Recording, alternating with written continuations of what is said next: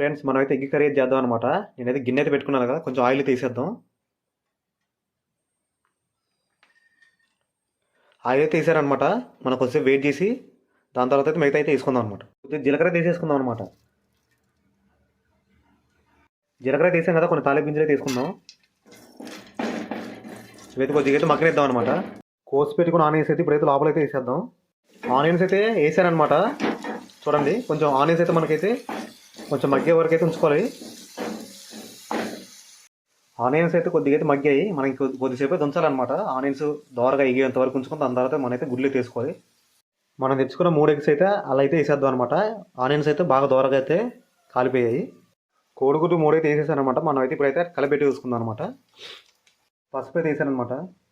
ఉప్పు కూడా మీకు ఎంత కావాలని తీసుకోండి. ఉప్పు కారం కూడా వేసుకున్నాను అనమాట. మనకైతే వీడియో తీయడానికి ఎవరు లేరు, అందుకే నేనే చేసుకోవాల్సి వస్తుంది అనమాట. కొంచెం అడ్జస్ట్ అయితే అవ్వండి. ఫైనల్గా అయితే ఎగ్ కర్రీ అయితే రెడీ అయిపోయింది అనమాట. మనం అయితే బ్యాచిలర్స్ అయితే చేసాం, మనకు అంతకన్నా కుదరలేదు. నెక్స్ట్ టైం అయితే బెటర్గా చేద్దాం. బ్యాచిలర్స్ అయితే రూమ్లో చేసుకోవడానికి అయితే బాగుంటుంది అనమాట. వీడియో కానీ నచ్చి మన ఛానల్ అయితే సబ్స్క్రైబ్ చేసుకోండి ఫ్రెండ్స్.